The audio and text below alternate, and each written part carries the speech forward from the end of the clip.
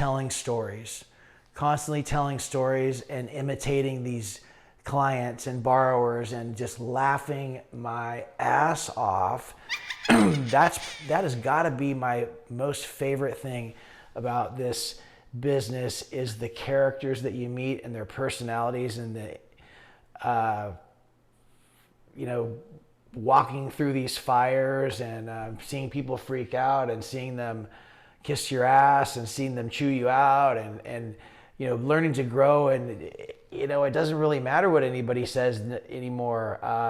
They used to tell me I need to get a thicker skin, and I still think I need a thicker skin, but I'm getting a lot better, 100 times better than I was. But so Beverly Hills, I wanted to tell you guys about Beverly Hills. Such a interesting person.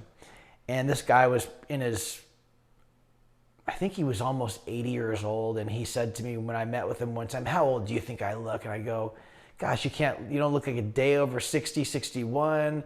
He said, "I'm 75 or 78 or whatever." He'd had a facelift. Interesting background, interesting behavior. Met with him multiple times to get disclosures signed, because at that time we had to sign stacks of paper disclosures, and ended up doing 7 refinance loans for him, and they were all investment properties. I don't think we did his primary residence. I don't think he owed anything on that, but they were all West Hollywood, Hollywood Hills, Beverly Hills, all these cool little neighborhoods. And I actually went and drove all of the 7 properties and checked them all out. There was a couple duplexes, but we did 7 refinances, and we got him these incredible rates that he had been told nobody will do my loan because I don't claim any income. I said, "Well, do you mind if I look at your tax returns?" He goes, "Yeah, you can look at them, but I'm telling you, 3 or 4 lenders have already looked at this and they say that I don't have any income." Okay. So he's got Social Security. He's got a little bit of self-employed, but not a lot. He had massive income from apartment buildings in Long Beach that made his deal happen.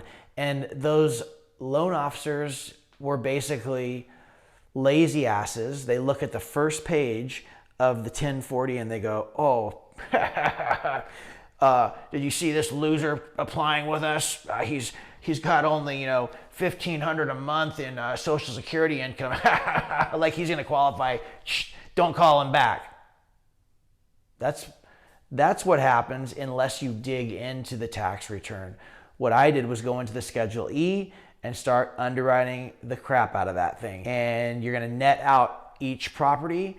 You're going to put all of the expenses off of your Schedule E. You're going to put your income. You're going to fill in all of the blanks. Man, there was massive, massive income from those buildings.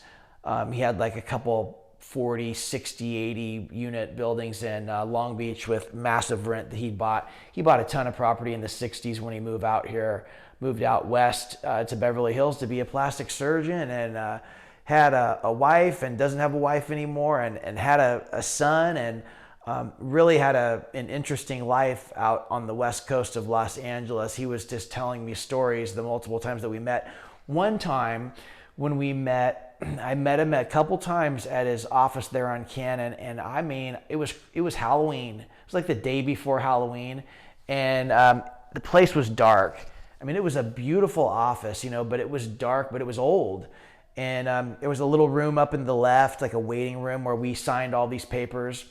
And then he had another room off to the right where it was like this big chair with like this big metal, it looked like you were going to perform a surgery, and it was like very, very creepy Halloween style. And I remember my son's mother was pregnant at that time, and I remember him messing with me. I was so green, I didn't realize that he was messing with me. But he said, you're gonna have a baby? He goes, "Are you gonna catch the baby?" I said, What do you mean catch the baby?" He goes, "We got to get there, and it's going to pop out and you're going to catch it." I'm like, "I never heard of that shit." And he was laughing. It was interesting. It was just an interesting dynamic. I think that he was definitely, he alluded to the fact, this man has passed away now, and God rest his soul. I really liked this guy. He was interesting. He had great stories. He made it fun. You know, we were both, you know, stressed about these deals and getting them done, but he made it fun, and he was difficult, but he made it fun, and his personality came through. And those are the kind of deals that I'll never forget. I'll never forget the 7-pack refinance that I did in Beverly Hills and West Hollywood for the Plastic Surgeon, and you know, the early 2010 era, when I was living in Long Beach and Belmont Shore and Newport Beach on Lido.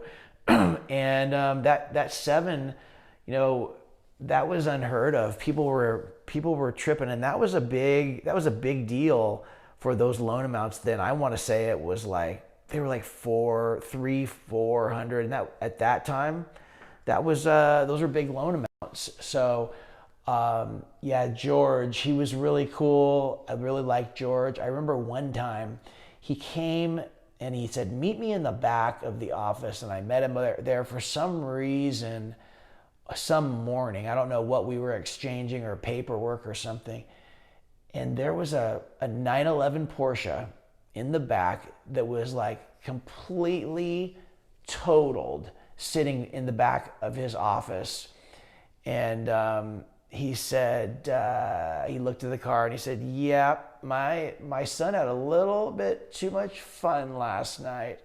And I was like, are you kidding me? Southern California, crazy shit happens. Justin, JK Mortgage, Spot On Lending, giving you a deal story, the 7-pack from Beverly Hills, 7 refinances at once, and nailed it. It was, again, 3 or 4 lenders couldn't touch it.